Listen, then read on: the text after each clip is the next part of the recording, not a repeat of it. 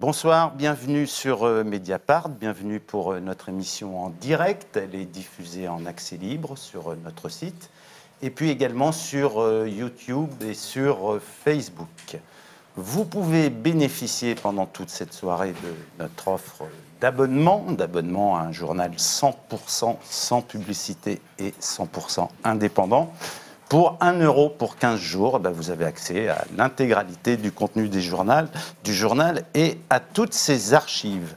Alors, octobre 2017, octobre 1917, c'était il y a un siècle, la grande révolution russe. On a voulu organiser ce débat pour 2 raisons. D'abord parce qu'on publie un livre et on va vous le présenter, et puis surtout pour se poser cette question. Quel est l'héritage d'octobre 17 ? Qu'est-ce qu'il reste de cet énorme épisode révolutionnaire qui a structuré une partie du XXe siècle ? Qu'est-ce qu'on peut faire d'octobre 17 ? C'est le titre justement du livre d'Olivier Besancenot. Bonsoir Olivier. Bonsoir. Vous écrivez, vous publiez aux éditions Autrement. Que faire de 1917 ? Une contre-histoire de la révolution russe. Vous êtes le porte-parole du NPA, vous avez été 2 fois candidat à la présidentielle, vous venez de la Ligue communiste révolutionnaire et donc disposez d'une solide culture trotskiste, et vous nous direz ce que vous en gardez. Et puis, on a invité 2 historiennes. Sophie Queret, bonsoir. Bonsoir. Donc vous êtes historienne, professeure à l'université Paris Diderot, Paris 7. Vous venez de publier... C'est une nouvelle édition, mais enrichie. Cette grande lueur à l'Est, édition Biblis CNRS édition. C'est les Français et l'Union soviétique de 1917 à 1939. Donc justement, l'écho, la vague révolutionnaire, ces 20 premières années. Cécile Vessier, bonsoir. Vous êtes historienne. Vous avez publié... il y a déjà quelques mois, c'est plus vieux. C'est ancien. Oui. Les ingénieurs des âmes en chef, littérature et politique en URSS. Je le montre qu'on le voit bien. Littérature et politique en URSS après Staline.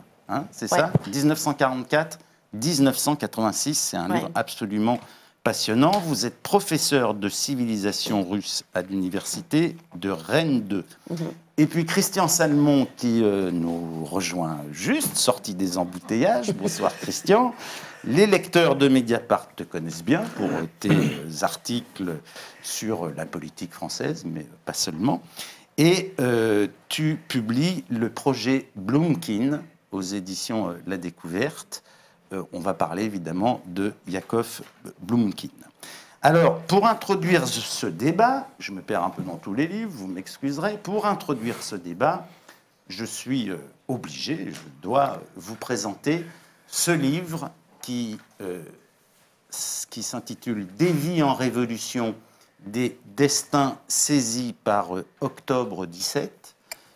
Pour nos lecteurs qui nous ont lus cet été, ils ont pu lire une série de portraits d'acteurs de la Révolution de 17, 14 portraits qu'on a publiés en juillet et en août. Et ce livre reprend donc ces portraits.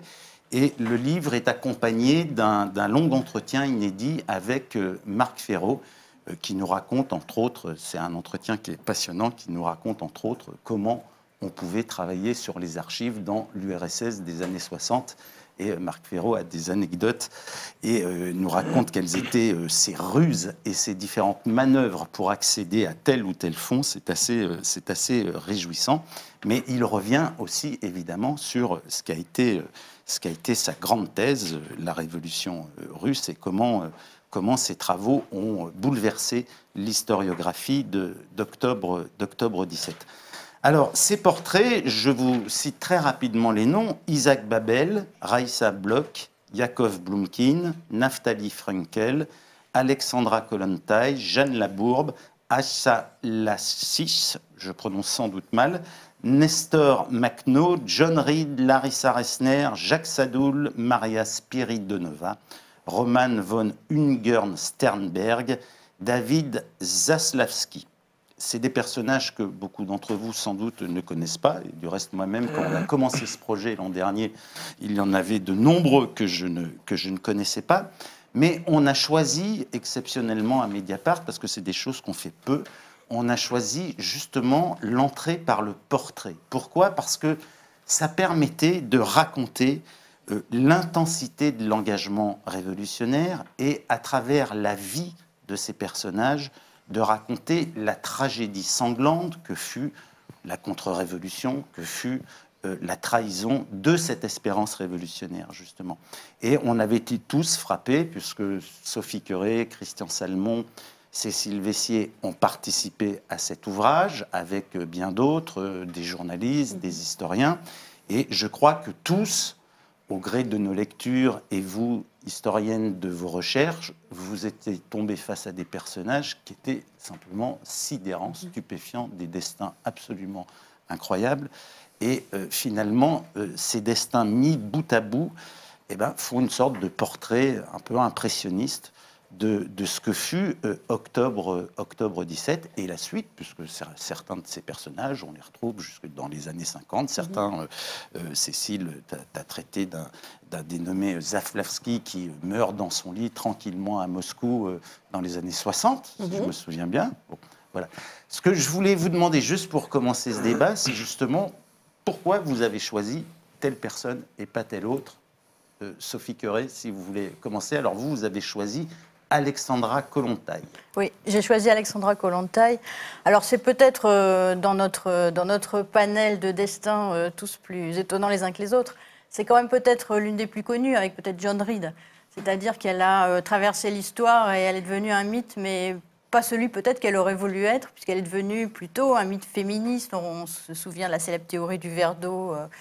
Faire l'amour, c'est comme boire un verre d'eau, que Lénine ensuite a critiqué. Donc elle est devenue ce mythe, mais pendant la Révolution, l'année 17, c'est vraiment l'un des personnages, à mon avis, les plus flamboyants de la Révolution, parce que c'est l'aristocrate rouge, c'est la jeune fille qui se convertit à la social-démocratie, qui fuit vers la Suisse, qui vit 20 ans en exil, qui devient proche de Lénine, aussi de Krupskaya, qui fréquente tous ces milieux, et qui rentre donc, dès que la Révolution éclate, au printemps 1917, portant les lettres de loin de Lénine cachées dans son corset. Elle rentre, et là, elle entre au comité central du parti bolchevique, et elle en sera, après les années 30, la seule survivante avec Staline, et elle devient l'une des premières ministres de l'histoire, commissaire du peuple à la santé publique. Donc personnage flamboyant, personnage aussi un peu, comme souvent, un peu triste, un peu tragique, puisque elle se retire, elle fuit, elle reste en même temps fidèle à Staline, puisqu'elle devient diplomate, mais elle fuit aussi quelque part le destin de ses compatriotes. Elle devient la première femme ambassadrice de l'Union soviétique. Exactement, ambassadrice en Norvège, et d'ailleurs c'est ce que retient d'elle la Russie actuelle, qui... Oui, puisque vous commencez votre portrait avec un hommage qui lui est rendu par Sergueï Lavrov, l'actuel ministre russe des Affaires étrangères. Qui la retient comme patriote, donc c'est tout le thème. Qu'est-ce que le patriotisme, Cécile Vessier le dira, qu'est-ce que la Russie aujourd'hui retient de cette guerre civile finalement. Et là, on retient la patriote qui a défendu son pays pendant la Seconde Guerre mondiale. Pourquoi elle échappe aux purges ? Alors, elle échappe aux purges. Elle entre dans ce qu'on appelle l'opposition ouvrière, donc une opposition qui défend des fondamentaux de la Révolution qui sont déjà quelque part trahis. C'est-à-dire, si je me souviens bien, en 27, elle est dans la minorité. Elle fait partie de ceux qui sont... exclus et puis qui seront liquidés. Donc elle ne l'est pas. Dès 1921, en fait, oui, elle se place en opposition. Ça, c'est pour elle un vrai déchirement. Mais elle fait ce choix finalement de faire ce pas de côté, et elle demande en fait à partir à l'étranger. Et c'est ça qui va la protéger. Aussi sa prudence quelque part. Il est vrai qu'aussi qu'elle a un fils en URSS. Donc c'est vrai que c'est aussi l'entremêlement de ces histoires publiques, de ces destins complètement dédiés au combat révolutionnaire, mais en même temps qui ont des histoires privées. Et donc aussi, je pense qu'elle a voulu protéger sa famille. Et voilà, donc mais il y a un mystère quand même, puisque Staline n'hésitait pas à assassiner ni les femmes, ni ses amis. Ouais. Et finalement, il l'a épargné. Oui. Bon. Christian, alors toi, tu as choisi Yakov Blumkin en nous expliquant que dans les années 1980, tu étais un bolchevique tendance Saint-Germain-des-Prés, si je puis dire, ou tendance Paris, ce qui était un peu collé aux études. Donc c'était un bolchevique. Bon. Et une race.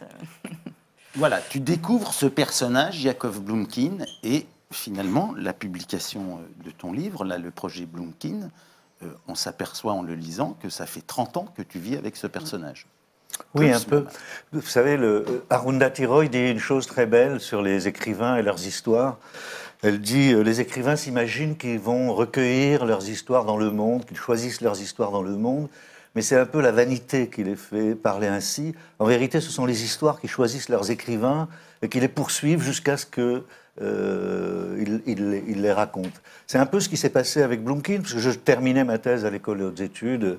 On était un certain nombre de bolcheviques parisiens à étudier la révolution russe sous différents aspects, avec le regretté et oublié Charles Bettelheim, qui a écrit Les luttes de classe en URSS.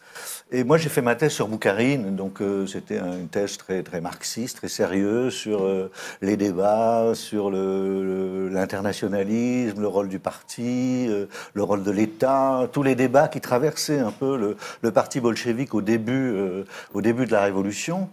Et quand j'ai terminé, après 5 ans d'études, je connaissais beaucoup de choses sur les débats théoriques, mais en fait, j'avais aucune perception sensible de qui étaient ces hommes, etc. Incarnés. Voilà. Et je suis tombé, grâce à Pierre Brouet, qui est un historien trotskiste et du trotskisme, sur Blumkin. C'est lui qui m'a parlé de Blumkin, dont on ne savait pas grand-chose à l'époque, sinon qu'il avait assassiné l'ambassadeur d'Allemagne, mandaté par son parti. C'est pas un terroriste, c'est pas un loup solitaire, hein, il est mandaté par son parti. Alors c'est les socialistes de gauche, révolutionnaires de gauche. Il est mandaté par les SR de gauche. Qui sont, avec d'autres bolcheviques de gauche, hostiles au traité de Brest-Litovsk, voilà, c'est ça. Qui est le traité qui signe la paix avec l'Allemagne, une paix honteuse pour beaucoup de gens, etc. Donc tous ces gens-là sont hostiles à la paix, et Maria Spiridovna, que vous citiez dans la liste des vies en révolution, la leader des socialistes révolutionnaires, décide de reprendre les armes comme sous le tsarisme et d'assassiner l'ambassadeur pour relancer la guerre contre l'Allemagne. Et c'est ce jeune garçon de 17 ans qui vient d'Odessa, qui se retrouve à la Tchéka et qui, comme juif, c'est un juif d'Odessa, décide de prouver, parce que le soupçon toujours c'était que les juifs bolcheviques étaient Lénine, le wagon blindé, étaient protégés, faisaient la cause de l'Allemagne, et quand on sait le rôle de la tsarine et ses liens avec l'Allemagne, combien ça joue un rôle très important dans la chute du tsarisme, Blumkin voulait démontrer qu'étant juif, il pouvait être anti-allemand et défendre l'honneur russe, le patriotisme de la Russie. Et donc il commet cet attentat en 1918. C'est d'ailleurs un épisode assez incroyable parce que l'ambassadeur d'Allemagne, qui était un des négociateurs de Brest-Litovsk, qui avait donc humilié la Russie, se savait menacé, et on n'a jamais trop bien compris comment deux jeunes gens... reçoit avec un de ses amis. Et... Voilà, arrivent sans rendez-vous, demandent à voir l'ambassadeur, sont reçus, ils ont une arme dans leurs serviettes, enfin, tout ça est très mystérieux. La France a d'ailleurs joué un rôle, semble-t-il, double, puisque on prétend que les services français auraient armé, auraient soutenu. Bon, tout ça se passe dans la rue d'Enejny, où il y a toutes les diplomaties, toutes les ambassades. Donc, il est possible qu'il y ait eu des Victor Serge parle de ça aussi. Sadoul, dont vous parlez, a donné des informations sur le comportement de l'ambassadeur, ses habitudes, etc. Mais bref, on ne connaissait de lui que cet acte légendaire. Et après avoir commis cet attentat, il disparaît. Les bolcheviks annoncent son exécution pour rassurer les Allemands. Mais en fait, il est dans la clandestinité pendant plus d'une année. En fait, il est en Ukraine, où il retrouve ses compagnons, ses camarades socialistes révolutionnaires, et il commet encore des attentats, des actions à l'arrière des armées blanches. Un homme très courageux. Le linguiste Jacobson disait, on a peine à imaginer que c'est un assassin, parce que c'est un lettré qui connaît la littérature yiddish, puisqu'il avait été formé par le grand-père de la littérature yiddish. Mais c'est un homme qui vous... Après, il rejoint Trotsky, mais en même temps, il rejoint la GPU. Et là, il va s'en donner à cœur joie, si je puis dire, dans les opérations de répression. En tout cas, Jacobson dit on avait peine à imaginer que cet homme était un tueur à cause de son caractère lettré, mais il voulait à tout prix risquer sa vie. Et donc, au bout d'un an et demi, il est en quelque sorte innocenté, amnistié par Trotsky, qui trouve que ce garçon de 17 ans est quand même assez courageux, tête brûlée, et qu'il y a peut-être des choses à faire avec lui. Et il en fait son secrétaire. C'est-à-dire que Blumkin devient l'éditeur des œuvres après la guerre civile, comment la Révolution s'est armée. Blumkin est un de ceux qui ont édité ce livre, et il a suivi Trotsky pendant toute la guerre civile. Ce qui est intéressant, et c'est l'autre versant du personnage dont je voudrais parler quand même, c'est ça qui m'a intéressé, c'est que c'est à la fois un poète, c'est l'ami de Yesenin, avec qui il fonde le mouvement imaginiste. Et donc après la guerre civile, la journée, il est à la Tchéka, et le soir, il est dans les cafés littéraires, en train de débattre dans la revue, l'Hôtel des Voyageurs du Beau, c'était la revue des imaginistes. Il fait le lien entre Trotsky et ses poètes, il les amène dans le bureau de Trotsky, la guerre civile n'est pas encore terminée, et Trotsky passe 2 heures à discuter avec ces jeunes poètes qui sont des dandys, en fait, avec des chapeaux de forme dans les rues de Moscou, qui débaptisent les rues en leur donnant leur propre nom pour fabriquer leur célébrité. Et Trotsky a dans son bureau, un des poètes parle d'un des articles qu'il a écrit, Trotsky ouvre un tiroir de son bureau et il a la revue L'Hôtel des Voyageurs du Beau. C'est quand même incroyable comme époque, quoi. Le lien entre... C'est-à-dire qu'on pouvait être à la fois poète, passionné de littérature, tchéquiste, guébiste, sur les fronts à organiser... Le rôle de la littérature doit être réévalué dans la Révolution russe. Et je suis très content de voir que vous avez le livre de Yoris Levskin, sur lequel je suis en train d'écrire un article pour Mediapart, la Maison éternelle, parce que une des choses que j'ai trouvé passionnante dans ce livre, c'est qu'il décrit comment, donc, cette maison du gouvernement où toute l'élite est rassemblée, les appartements sont pleins de livres, et de livres Tolstoï, de livres de littérature. Et il explique le fait que la Révolution n'aurait pas excédé une génération par le fait que ces bolcheviks, ces vieux bolcheviks auraient commis une erreur, c'est de ne pas faire lire le Capital à leurs enfants, mais de faire lire Anna Karénine. Et donc les enfants de ces bolcheviks étaient tournés vers le passé plutôt que vers l'avenir du communisme. La suite de Blumkin à lire ici. Olivier Besancenot, vous, dans votre livre, qui est un essai sur la Révolution de 17, en même temps, c'est intéressant parce que vous faites 5 ou 6 temps d'arrêt où vous racontez des histoires et des personnages. Et le premier, c'est vous racontez Vassili Kayourov, qui, en mars 17, si je ne me trompe pas, comprend que ça y est, il est dans le quartier de Vyborg à Petrograd, où il y a toutes les grandes manifestations ouvrières, et lui est bolchevique, et il comprend qu'à contre-temps, avec retard, que ça y est, c'est parti. Oui, alors moi j'ai fait essentiellement quand même un essai pour oui, mais on va essayer de comprendre l'actualité de la Révolution et décrypter mais le processus contre-révolutionnaire, mais c'est vrai que, parce qu'évidemment en se repenchant sur des écrits, sur des biographies, on comprend par des histoires singulières, finalement, le mieux le processus révolutionnaire, c'est-à-dire le plus vu d'en bas. Ouais. Alors que les historiographies, jusqu'à présent, de l'Est comme de l'Ouest, y compris dans les rangs révolutionnaires d'ailleurs, traitaient quand même essentiellement la révolution russe vue d'en haut, les grands enjeux, les grands hommes, les grandes dates, les grands partis, les dualités de pouvoir, toutes choses par ailleurs extrêmement importantes. Mais du coup, je suis tombé sur un certain nombre de personnages, alors que j'ai mis en scène de façon un peu fictionnelle, c'est-à-dire que je suis parti sur des personnages qui ont réellement existé, des scènes qui ont existé, je les ai mis un peu en scène, dont la première, en effet, dans cette série en 5 saisons de Vassili, qui est un ouvrier serrurier bolchevique de la première heure, qui a la quarantaine, et qui, à l'occasion de la 7e ou 8e journée internationale pour le droit des femmes que le mouvement socialiste a initiée quelques années auparavant, comprend qu'en effet, contrairement aux consignes de son propre parti, qu'il a lui-même d'ailleurs inculqué la veille, il y a un processus révolutionnaire probablement qui est en train de partir, quoi. Donc, ces scènes de ces manifestantes revenues de manifestation pour pour la journée internationale du droit des femmes qui, les jours précédents, avait déjà manifesté à maintes reprises contre le rationnement devant les boulangeries, avec des situations quasiment d'émeute de la faim, et qui, en tant qu'ouvrières du textile, vont être le fer de lance du mouvement de grève. Pas simplement de la manifestation, mais aussi du mouvement de grève, en entraînant les métallurgistes, tous ces ouvriers qui étaient pour certains d'entre eux, mis au banc par leur patronat depuis plusieurs jours, notamment les grandes usines. Ce qui permet de dire que la révolution russe, c'est d'abord ce bouillonnement de la société, ces mouvements de révolte, pas seulement de la classe ouvrière, parce qu'il y a aussi les soldats, il y a les femmes qui jouent un rôle absolument considérable, et le parti bolchevique, pendant ce temps, ne comprend pas ce qui se passe. C'est ça, c'est important de comprendre justement à quel point, en effet, des processus peuvent dépasser et déborder les partis, y compris le parti qui va se retrouver à la tête du processus révolutionnaire en octobre, mais qui, le premier jour de la révolution de février, pense qu'il n'est pas prêt, n'est pas pour. C'est-à-dire que la veille, dans le comité de Viborg, il vote le fait qu'il ne faut pas appeler à la grève, parce qu'il pense, pour toute une série de raisons, que les conditions ne sont pas réunies, que le parti d'abord n'est pas prêt, puisqu'une bonne partie de la direction est quand même, en Suisse, en exil, que la coordination même des comités est très compliquée, puis que les conditions objectives ne sont pas forcément rassemblées, notamment du point de vue d'une jonction possible entre la classe ouvrière et les soldats, et que tout le monde, évidemment, a encore en mémoire l'épisode de la Révolution de 1905.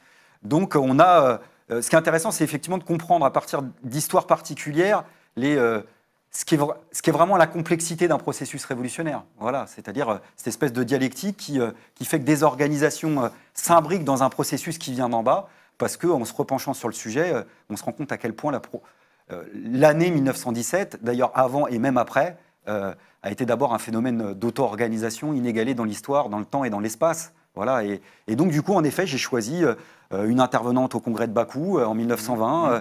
Je suis tombé sur un personnage que je ne connaissais pas, Pierre Pascal.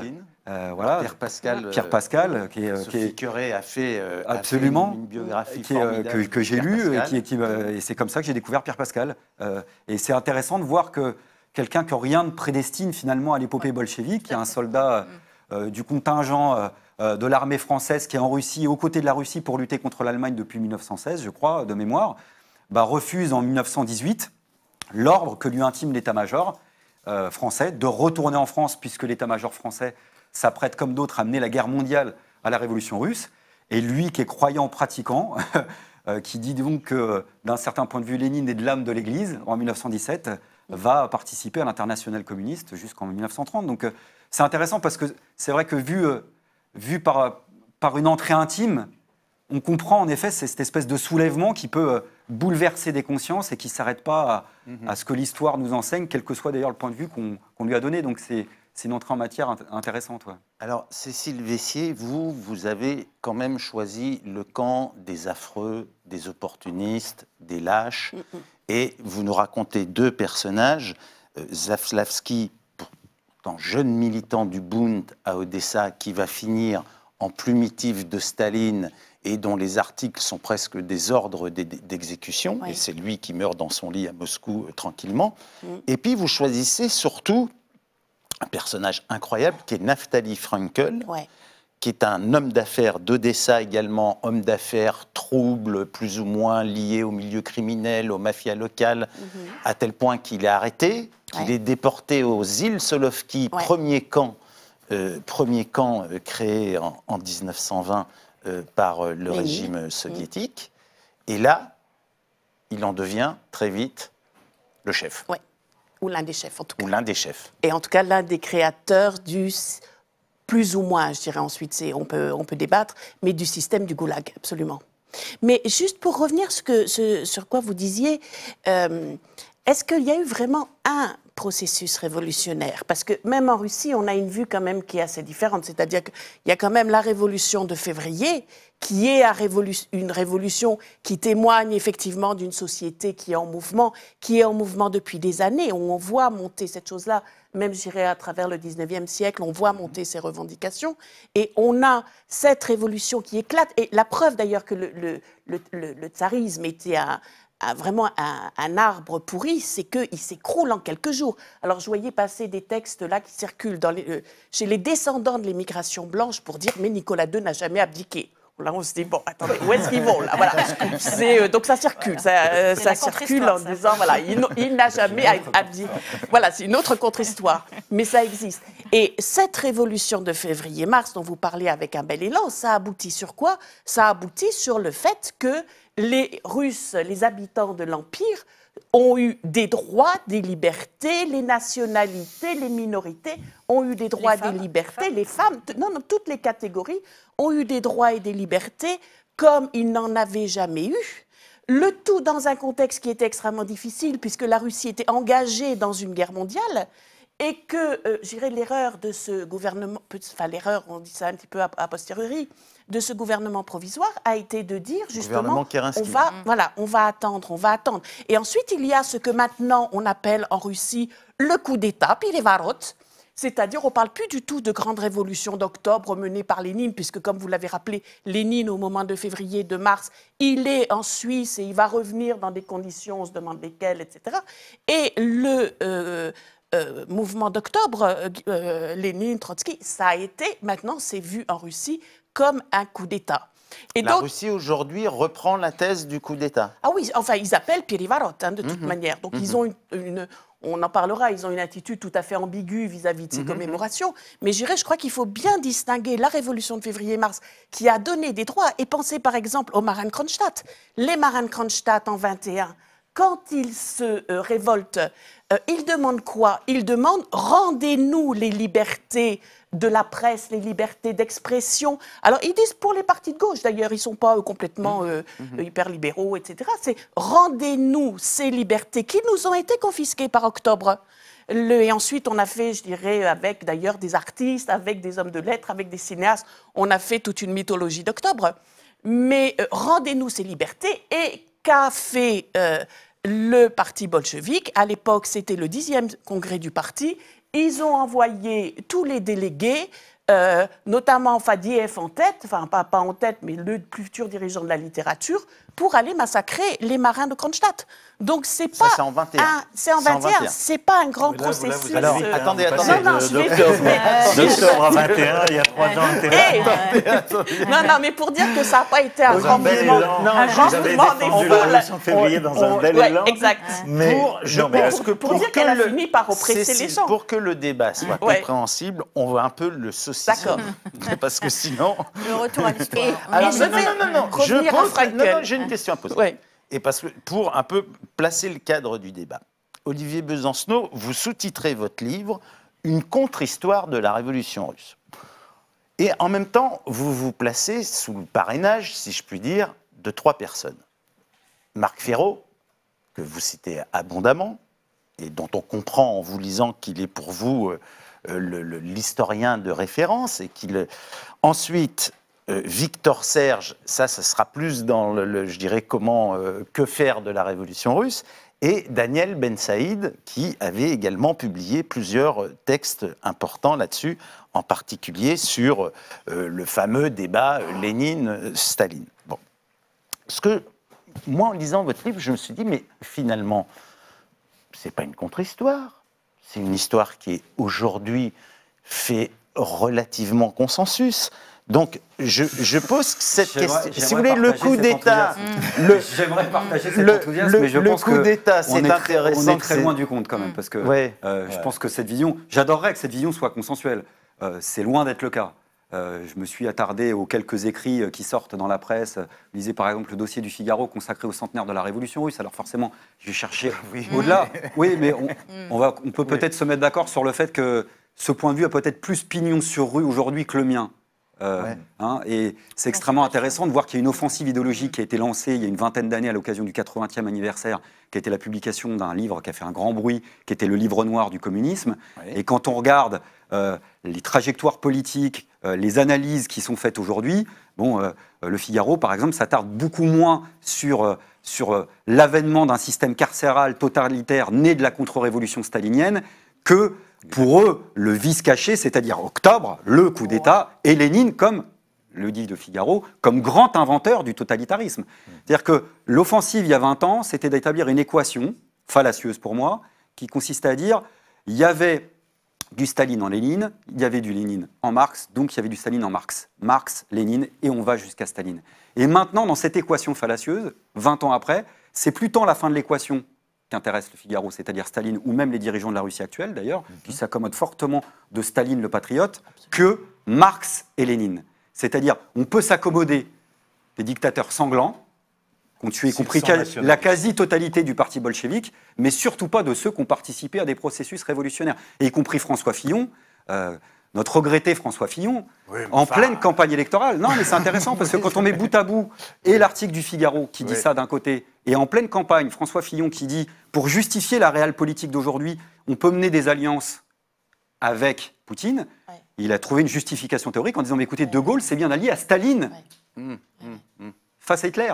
Donc, on peut s'accommoder d'un point de vue de Staline, même si on ne l'aime pas, parce qu'on ne va pas faire le procès à Fillon qui n'aime absolument pas Staline, mais il est fréquentable. Lénine, au grand jamais. Donc, j'aimerais que ce point de vue ait lieu, mais malheureusement, j'ai réinsisté fortement, en effet, pour essayer de redécrypter, en effet, en quoi c'est un processus révolutionnaire, en quoi Octobre, au-delà du rôle des partis et des grands hommes, a d'abord été une réponse au processus révolutionnaire, en effet, ouvert par février, et qu'Octobre a ouvert immédiatement un nouveau processus révolutionnaire. Marc Ferro, comme d'autres, Moïse Levin, d'ailleurs, il y a une édition à Sileps qui va sortir, la Russie-URSS, Russie qui est déjà sortie d'ailleurs, qui est extrêmement intéressant, c'est d'essayer de comprendre en quoi, à un moment donné, il y a des ruptures, mais il y a un processus venu du bas. Marc Ferro explique, à juste titre, moi c'est ça qui m'a intéressé, j'avais déjà lu Marc Ferro, mais c'est de comprendre à quel point, au-delà du rôle du parti bolchevique, on a eu pas simplement le fameux soviet des députés du Petrograd,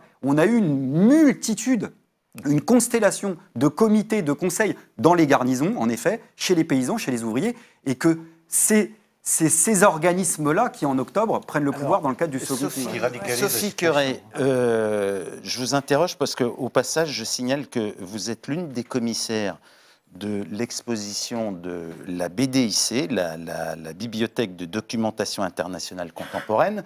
Ça va être la grande exposition de l'année sur la Révolution. C'est à l'Hôtel des Invalides et ça commence le 18 octobre. Quelles sont les grandes controverses historiques? Parlons pas du Figaro et de François Fillon. J'entends bien ce que vous dites, hein, mais bon, c'est pas. Mais est-ce qu'il y a aujourd'hui, est-ce que la lecture de la Révolution est encore un champ de bataille pour les historiens? Et justement, c'est ça qui m'intéresse dans ce que dit Olivier Besancenot, c'est que lui, en même temps, il fait revenir l'idéologie au premier plan, et en disant il y a eu une offensive idéologique. Alors. Ça fait partie du débat et ça le fait peut-être davantage, ça en fait peut-être davantage partie dans les années 1990. Et c'est intéressant parce que pour ces acteurs, en tout cas une petite partie de ces acteurs, l'idéologie, elle était là. C'est-à-dire qu'on lisait Marx, etc. Et ce, on va dire peut-être jusqu'aux années 60, 70, 80. Mon voisin pourra peut-être en témoigner. Mais je dirais qu'actuellement... je me demande si ce n'est pas quand même un combat en quelque sorte du passé. En tout cas, qu'est-ce qui intéresse les historiens? Et je pense qu'il intéresse aussi les lecteurs dans tout ce foisonnement de publications. Je vois moins d'idéologie que précisément l'idée de faire revenir l'événement dans toute sa complexité. Et d'ailleurs, la biographie en est une entrée privilégiée. Et c'est ce qu'on était de faire dans l'exposition, c'est-à-dire revenir sur ce tourbillon d'événements qui construit un événement, mais un événement qui est aussi écrasé par son mythe. Et c'est ce qu'on montre aussi à la fin de l'exposition. C'est-à-dire, dès 1918, le mythe d'Octobre est construit et une histoire qui va faire la part en éliminant un certain nombre d'événements, par exemple, justement, tout ce bouillonnement démocratique de l'année 17, le vote à l'Assemblée constituante, la dissolution de la constituante par les bolcheviks, la suppression de la liberté de la presse. Donc c'est une histoire qui a été écrasée par son mythe. Et je me demande si ce combat sur la généalogie peut-être de Marx, Lénine, Staline, y compris peut-être remonter à Rousseau et revenir aux derniers communistes qui existent qui existent sur Terre et qui sont au pouvoir. Est-ce que c'est ça qui intéresse? En tout cas, je pense que les historiens ne sont pas tellement sur ces bases-là. On va chercher de nouvelles sources, notamment les égo-documents, donc les sources de l'intime, pour essayer de comprendre précisément comment, à un moment donné, on a pu s'engager. Et c'est le cas de Pierre Pascal, qui n'a jamais lu Marx, et qui s'engage corps et âme dans cet événement révolutionnaire. Donc, le processus de l'engagement, mais aussi du désengagement, parce que le XXe siècle, c'est ça aussi. C'est une série de désillusions et souvent tragiques. Oui, mais si vous voulez, en même temps, la question posée par Olivier Besancenot, c'est quand même une des questions clés de la Révolution de 17. C'est quid de Lénine? Bon, alors c'est intéressant parce que dans l'entretien qu'on a fait avec Antoine Perrault de Marc Fesneau, il nous dit, quand je commence à travailler sur la Révolution russe, donc c'est au tout début des années 60, peut-être même en 59, mais je crois que c'est plutôt 60, quand je débute, le débat se concentre sur quelques questions.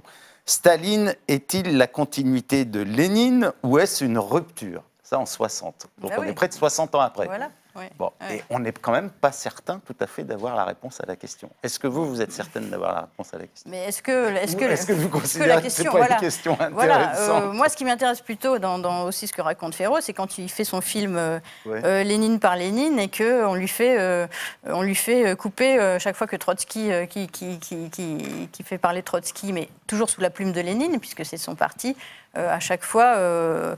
En fait, Trotsky, donc, dans les années 60-70, est effacé de l'histoire. Donc, c'est plutôt cette construction par strates de l'histoire et de cette contre-histoire qui existe, en fait, dès les années 20-30, avec, par exemple, quelqu'un comme Victor Serge, qui va construire aussi cette contre-histoire, qui est, à mon avis, peut-être quand même celle qui est, et là, je suis tout à fait François Bonnet, plutôt, qui est à mon avis celle qui domine actuellement, c'est-à-dire une histoire finalement critique. Une histoire critique qui va plutôt débattre sur l'année 17 que sur la continuité Lénine-Staline, parce que finalement Staline, bon, même si on peut dire qu'on peut revenir sur ce rôle pendant la Grande Guerre, etc., ça c'est surtout en Russie, mais je dirais que en Occident, bon, Staline, on lui a quand même réglé quand même son affaire. Christian? Moi, je peux apporter un témoignage sur Marc Fesneau, puisqu'il était à ma soutenance de thèse. Cette soutenance était extraordinaire, parce que j'avais Marc Fesneau, Charles Bettelheim, président des Amitiés franco-chinoises, qui a été tout dans le siècle, stalinien, trotskiste, castriste, prophète de la révolution culturelle, et Marie Lavigne, qui était une économiste du Parti communiste. Et je me rappelle très bien que Marc Fesneau m'avait attaqué avec beaucoup d'humour, parce que moi j'étais quand même un peu léniniste, avec mon directeur de thèse. Lénino-boucarinien. Boucarinien, ouais, voilà. Non, mais c'est très intéressant, parce qu'au début, moi, je venais d'un courant politique qui était plutôt l'autogestion, le PSU, etc. Donc j'étais assez critique au début de ma thèse par rapport au léninisme, au parti d'avant-garde, etc. Et mon directeur de thèse me reprochait un peu cette distance critique que j'avais. Et à la fin de ma thèse, 5 ans après, les rôles étaient changés. Il me reprochait d'être trop proche de la ligne léniniste. Donc on voit que ces histoires ont évolué. Mais Marc Fesneau, à ma soutenance de thèse, défendait la thèse du coup d'État bolchevique. Et j'étais heureux de découvrir dans ces récents textes qu'en fait, il défend cette idée d'une ébullition révolutionnaire, d'un mouvement de masse qui a entraîné vraiment les dirigeants. Jusqu'à la veille de la révolution d'octobre, il n'y a que Lénine qui veut passer à l'acte. Lénine est un peu Trotsky, tous les autres sont opposés. Donc c'est une histoire qui a une histoire, il y a plusieurs histoires. C'est ce livre publié à la Fabrique qui est très intéressant aussi, La Révolution russe, une histoire française, où on voit à quel point elle a été emparée par des groupes de... Et là, je vous rejoins complètement. Moi, c'était mon idée l'idée de mon livre, c'est ça, c'est-à-dire d'essayer de retrouver un peu la complexité de la vie, la complexité à travers ces trajectoires. J'ai pas eu le temps d'en parler à propos de Blumkin, mais au départ, Blumkin, il est l'élève du grand-père de la littérature, celui qu'on appelle le grand-père de la littérature yiddish. Il veut être un poète, et c'est dans le courant de l'année 1917 qu'il se radicalise. Et qui va devenir très vite socialiste révolutionnaire, puis bolchevique. Donc on voit, et quand on pense aussi, par exemple, si on prend notre expérience mai 68, Moi, j'étais frappé en mai 68 de voir des gens qui, en 3 mois, moi en particulier, étaient dans une position, disons, centre-gauche, et qui, 3 mois après, se mettaient à lire Marx à longueur de journée et à vouloir comprendre le capital et faire sa thèse après. Donc l'événement a une force de propulsion propre, qui n'est pas... La force propulsive, disait Berlinguer. Absolument, qui n'est pas assignable à simplement la transmission d'une idéologie ou d'un endoctrinement. C'est aussi, c'était le cas en mai 68, mais c'est le cas en 17. En 17, il ne s'est pas passé que les débats au sein du parti bolchevique.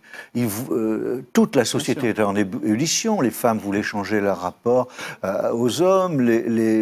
Quel type de famille? On le voit aussi dans la construction de la maison du gouvernement. Est-ce qu'on fait des appartements familiaux ou des appartements communautaires? Toute la vie est en ébullition. Et quand on voit, vous parlez de Kollontai, alors moi, ma préférée... J'étais amoureux de Kollontai quand j'ai commencé mon livre, mais moi, ma préférée, c'est Larissa Reisner, qui est vraiment, pour moi, c'est à la fois une guerrière, c'est à la fois une écrivaine formidable, elle mène des actions incroyables, de prouesse. C'est elle qui sauve l'armée rouge aux portes de Kazan. Absolument. Et elle meurt tragiquement à 30 ans. Et donc, ce sont des vies. Trotsky disait, la révolution choisit ses amants jeunes. Ce sont des vies en 10 ans. Blumkin, c'est 17-28. On a oublié de dire, il est assassiné. C'est le premier bolchevique exécuté par Staline en 28 pour trotskisme. Parce qu'il a rendu visite à Trotsky dans son île où Trotsky est exilé. Cécile Vessier, 2 questions. La même question que celle posée à Sophie, c'est pour vous, est-ce qu'il y a encore des grands désaccords sur cette historiographie russe? Et deuxième question, parce que je sais que vous suivez beaucoup la vie intellectuelle russe aujourd'hui, le régime Poutine, etc. Vous avez écrit ce livre qui est sur les... On avait fait un entretien à l'époque.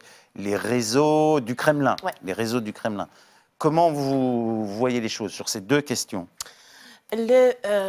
Je dirais, entre les historiens, moi j'ai surtout l'impression que ce n'est pas une question qui intéresse énormément. C'est-à-dire que ça a mobilisé énormément de monde parce qu'il y avait le centenaire, donc tout le monde se disait qu'il va y avoir des publications, etc. Mais je dirais, ce n'est pas la question, effectivement, qui mobilise les foules. Il y a eu quand même beaucoup de travaux, justement, sur les années 30. Actuellement, il y a beaucoup de travaux sur les années 50, 60. La révolution, je dirais peut-être parce que, justement, il y a des enjeux idéologiques tellement forts qui sont rentrés en cause à une certaine époque et rentrent en cause. Je voudrais juste faire une toute petite parenthèse, par exemple, sur ce personnage de Zaslavski qui était évoqué. C'est-à-dire que, vous voyez, Zaslavski, c'est un personnage qui vous aurait plu. C'est quelqu'un, il s'engage tout jeune dans le Bund.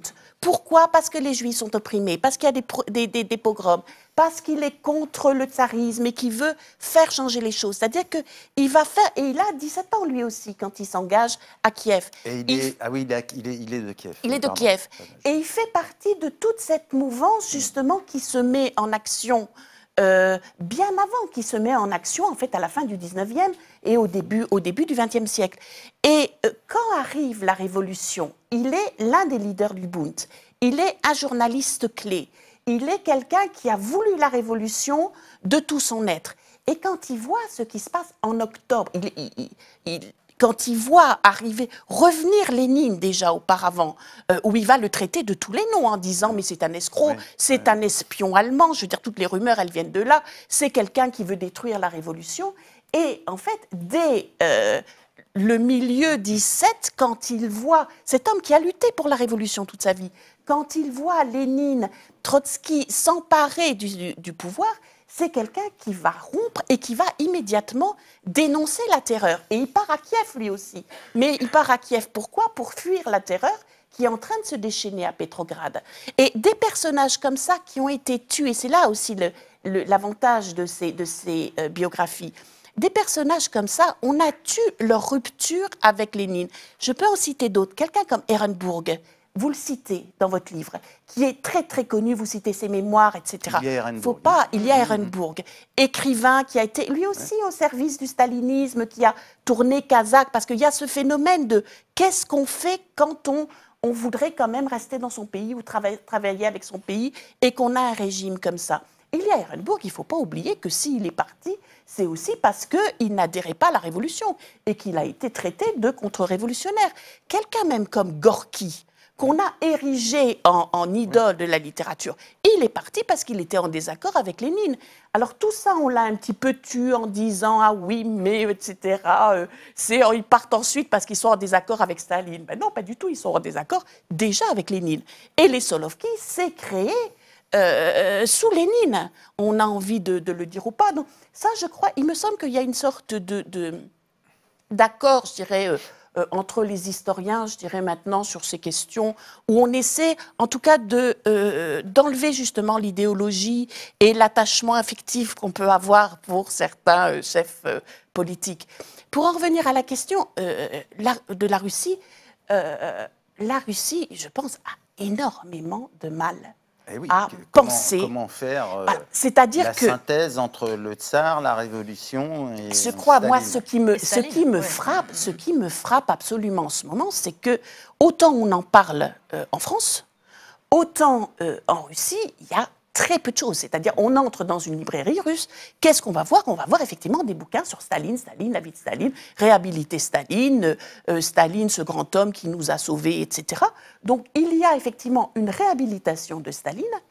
Le concept de révolution est absolument rejeté.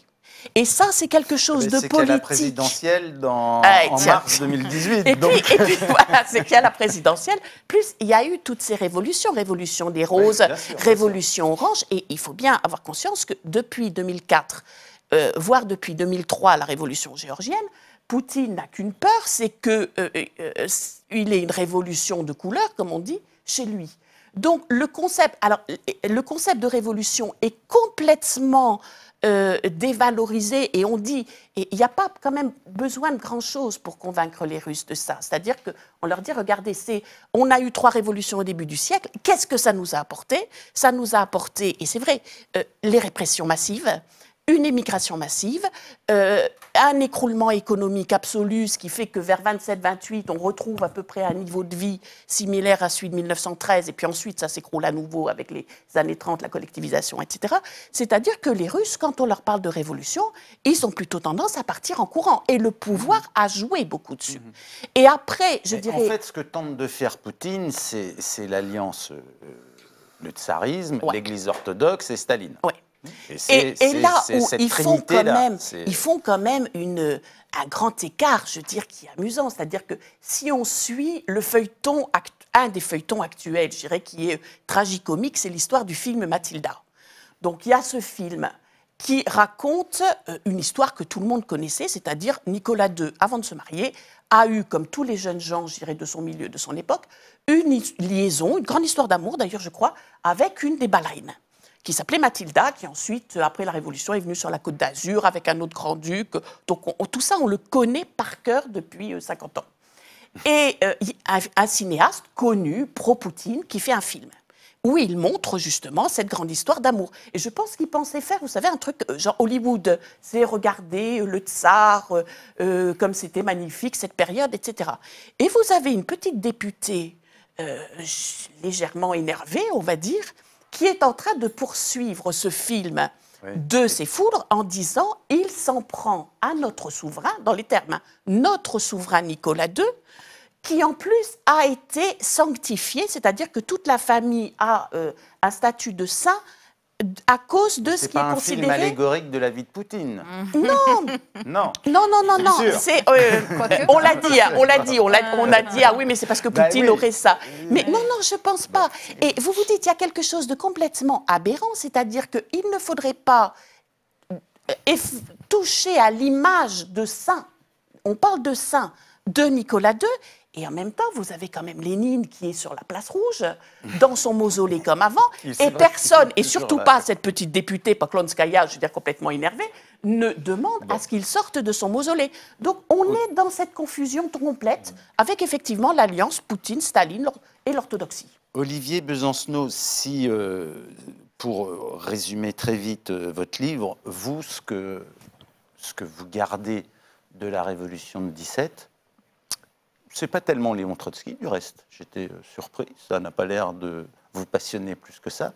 C'est ce que vous appelez l'autogestion. C'est justement ce foisonnement des soviets, des comités ouvriers, des comités de quartier, des comités de soldats, et cette invention démocratique qui va se faire mois après mois avant d'être d'abord bureaucratisé, récupéré par le parti bolchevique, puis derrière brisé. Alors quand je dis derrière, je n'ose pas fixer de borne de temps, parce que sinon on est reparti.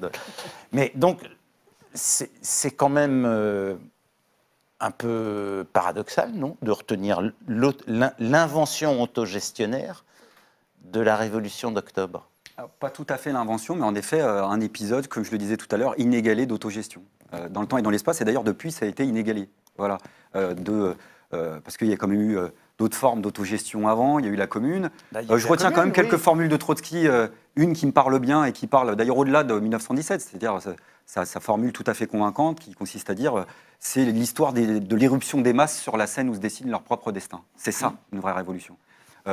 Donc en effet, moi j'ai essayé de conjuguer ce sujet le plus au présent possible, c'est-à-dire à la fois l'actualité de la nécessité d'une révolution, parce que je me cache absolument derrière rien du tout. Hein, de l'idéologie, je l'assume. Moi, je suis militant communiste et révolutionnaire. Et c'est à ce titre-là, c'est pas en tant qu'historien que je m'exprime. C'est à la fois l'actualité de la révolution et du point de vue d'un processus d'émancipation, comment se greffe très très vite, et d'en haut et d'en bas, la possibilité qu'un corps se sépare du restant de la révolution et finisse par étouffer la révolution, et finisse par la tuer. Parce que je continue à maintenir que, passer un peu rapidement, un grand enjambement un peu rapide, c'est important de ne pas mettre au passif des processus révolutionnaires le passif des contre-révolutions.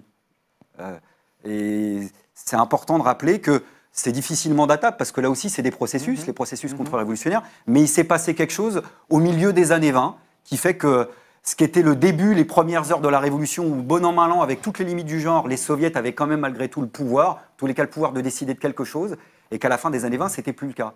Et qu'entre deux, il y a, et mon entrée en matière, ça a été ça, hein, moi je le dis dans le livre et je cherche à lui rendre hommage, Daniel Ben Saïd avait pris sa plume à l'occasion de l'apparition du livre noir du communisme, et c'est lui qui, en répondant à beaucoup d'autres, hein, parce que j'allais peut-être un peu loin au Figaro, mais je me souviens de grands papiers de Geoffrin, par exemple, hein, en expliquant, il y avait une polémique à l'époque avec Werth, qui avait écrit dans le livre noir du communisme, pour savoir qui du mensonge ou du crime était le plus consubstantiel au projet communiste lui-même. Alors Nicolas Werth s'était désolidarisé du livre, de la préface de Stéphane Courtois, absolument.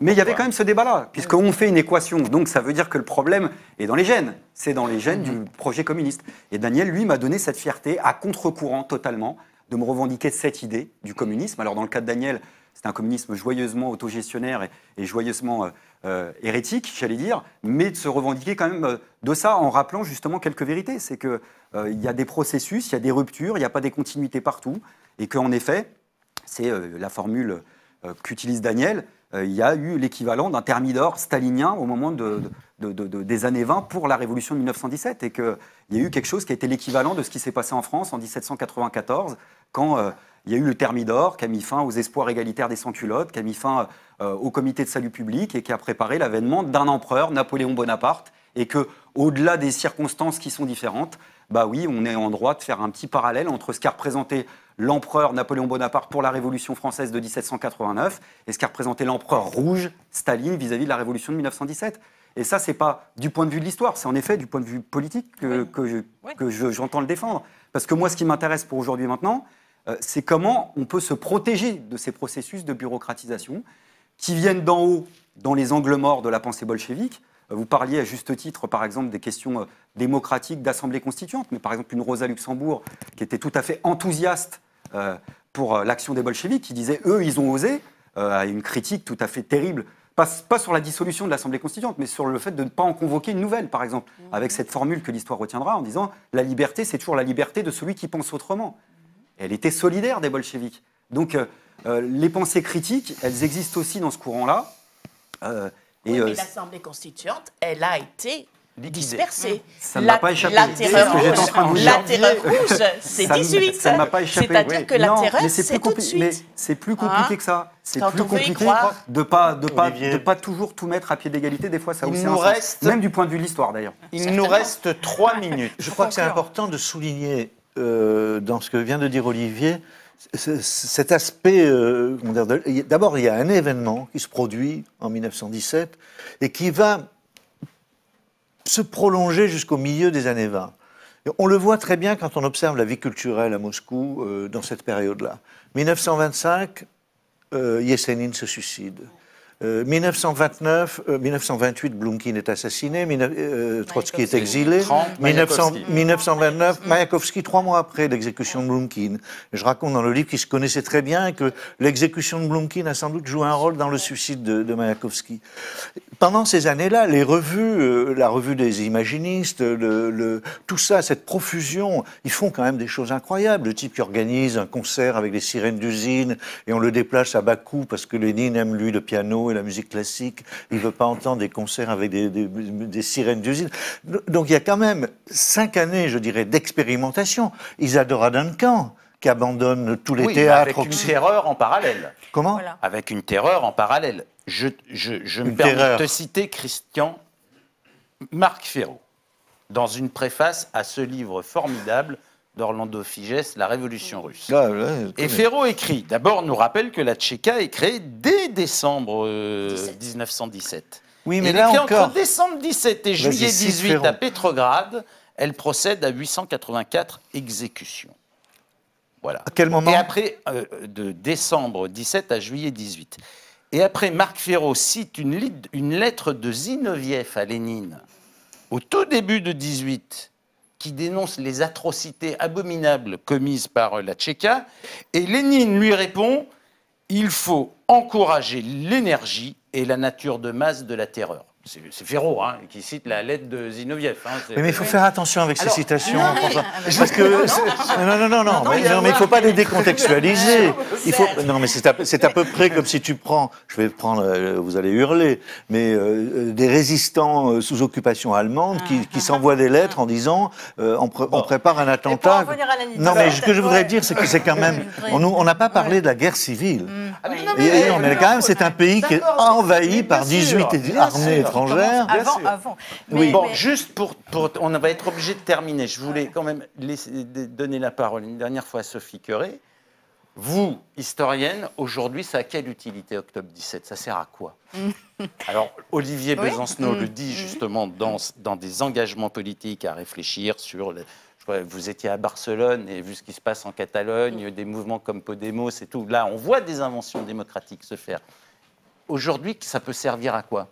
Moi, je dirais que ça nous sert à réfléchir sur ce qu'est une révolution ou des révolutions et des contre-révolutions qui ont lieu tout à fait en même temps et des ébullitions culturelles qui ont lieu en même temps.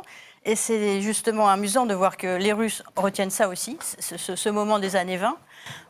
Donc que tout ça a pu se passer exactement au même moment, à nous faire réfléchir sur la complexité de l'événement, sur toutes ces vies passionnantes qu'on présente dans le livre, et aussi à nous alerter sur la simplification a posteriori et sur le moment, c'est-à-dire les masses, la contre-révolution, du moment qu'on les désigne et du moment qu'on les catégorise, et pour moi ça vient très tôt. Eh bien, à ce moment-là, c'est extrêmement dangereux et ça n'est plus cette ébullition démocratique. D'accord. Bon, merci tous les 4. On est obligé de terminer. Ça aurait pu durer la soirée. Bon, tant pis. Juste pour conclure, il y a énormément de livres qui paraissent sur octobre 17. Celui-là, on l'a évoqué. Et franchement, c'est un livre absolument superbe. La Maison éternelle de Youris Leskin. C'est donc l'histoire de ce qu'on appelle à Moscou la maison du quai, de cette maison du gouvernement où étaient logés les dignitaires du régime. C'est une masse documentaire, c'est absolument formidable. Il y a un autre livre qui est formidable, où l'on retrouve un des personnages de Cécile Vessier, c'est-à-dire Naftali Frankel. C'est un livre de Zakhar Prilepine qui vient de paraître aux éditions Actes Sud et qui s'appelle L'archipel des Solovki. C'est, je ne sais pas comment qualifier ça, c'est une sorte de roman documentaire en même temps. Le grand-père de Prilepine a été interné 2 ans au Solovki et il raconte ce camp. Bon, en plus, c'est super bien écrit, c'est vraiment très bien. Je voulais signaler ce livre qui est très intéressant, qui est paru il y a quelques mois, Le souffle d'octobre 17. C'est aux éditions de l'Atelier, l'engagement des communistes français. Ce qu'il y a de formidable, c'est fait par l'équipe du Métron, et ce qu'il y a de formidable, c'est qu'il publie les biographies des Français au Parti communiste, et en particulier l'autobiographie que Pierre Nizan a rédigée, mais il y en a plein d'autres. Et on voit donc sur quelle raison, quelle dynamique ces gens rejoignent le PCF. Jean-Jacques Marie, qui a contribué au livre de Mediapart, publie un livre très bien, Les femmes dans la Révolution russe, aux éditions du Seuil. Ça vient ou juste de sortir ou ça va sortir. Jean-Jacques Marie, qui publie beaucoup de livres sur la Russie, avait publié il y a quelques mois La guerre des Russes blancs. C'est aussi un très bon bouquin. Et enfin, je termine avec ces deux petits livres. Un petit livre qui est vraiment très bien fait, c'est la collection Repères de la Découverte, Histoire du Goulag, fait par Juliette Cadio et Marc Kelly, parce qu'il raconte justement toute la nouvelle historiographie qui a été faite ces dernières années, et c'est très intéressant. Et enfin, je veux terminer sur ce qui nous a donné l'idée du livre de Mediapart et de cette série Des vies en révolution. C'est un roman extraordinaire de Patrick Deville qui s'appelle Viva. C'est les dernières années de Trotsky à Mexico. Et Patrick Deville arrive à retisser toutes ces histoires. Et c'est là que j'avais découvert quelques-uns des personnages, en particulier Larissa Ressner. Il fait un portrait d'elle qui est stupéfiant. Voilà, ça fait de la lecture pour une bonne partie de l'année.